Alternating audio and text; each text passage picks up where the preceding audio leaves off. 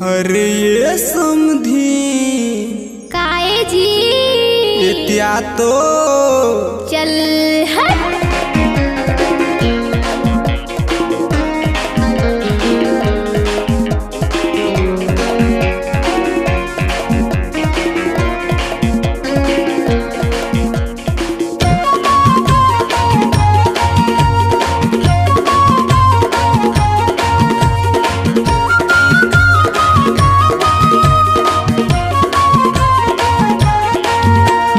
भौजी के बहनी जवान हो गे रे, ये जवान हो गे रे। मोरे भौजी के बहनी जवान हो गे रे, ये तो तारी ऊपर ले सनान हो गे रे, ये तो चारों मुड़ा ले सनान हो गे रे। एला देख मोरो मन आन तान हो गे रे, आन तान हो गे रे। एला देख मोरो मन आन तान हो गे रे, ये तो तारी ऊपर ले सनान हो गे रे, ये तो चारों मुड़ा ले सनान हो गे रे।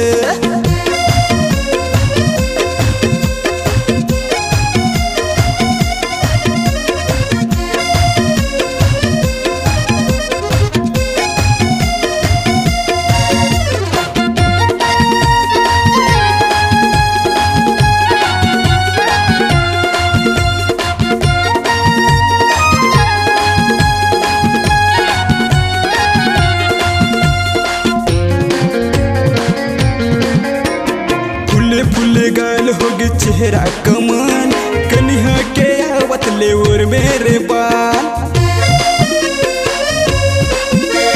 फुले फुले गाल होगे चेहरा कमाल, कन्हा के आवत ले और मेरे बाल। फुले फुले गाल होगे चेहरा कमाल, कन्हा के आवत ले और मेरे बाल। पातर है कन्हा रे हिरनी के चाल, समधिन के फैशन में हो गे हलाल। ये समधी काए जी चलबो का कहाँ? एला लेके भागे के पलान हो गे रे, ये पलान हो गे रे। एला लेके भागे के पलान हो गे रे, ये तो तारी ऊपर ले सनान हो गे रे, ये तो चारों मुड़ा ले सनान हो गे रे।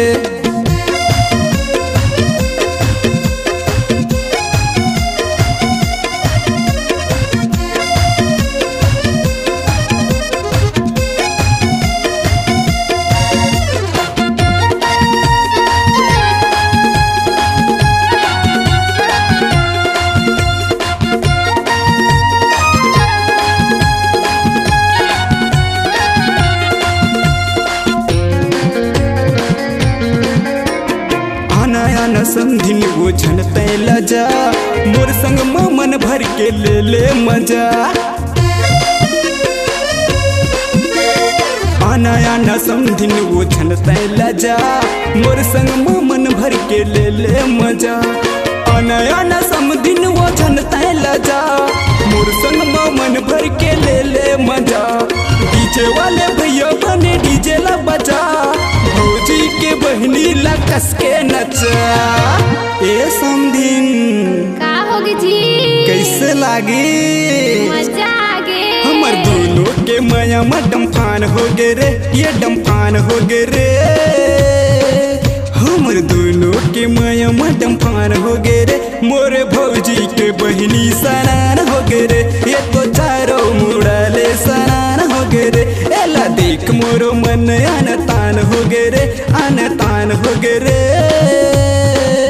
एला देख मोरो मन आन तान हो गे रे, ये तो तारी ऊपर ले सनान हो गे रे, ये तो चारों मुड़ा ले सनान हो गे रे, ये तो तारी ऊपर ले सनान हो गे रे, ये तो चारों मुड़ा ले जवान हो गे रे, ये तो तारी ऊपर ले तूफान हो गे रे, ये तो तारी ऊपर ले झकास हो गे रे। छत्तीसगढ़ नाचेगा अब आपकी आवाज में।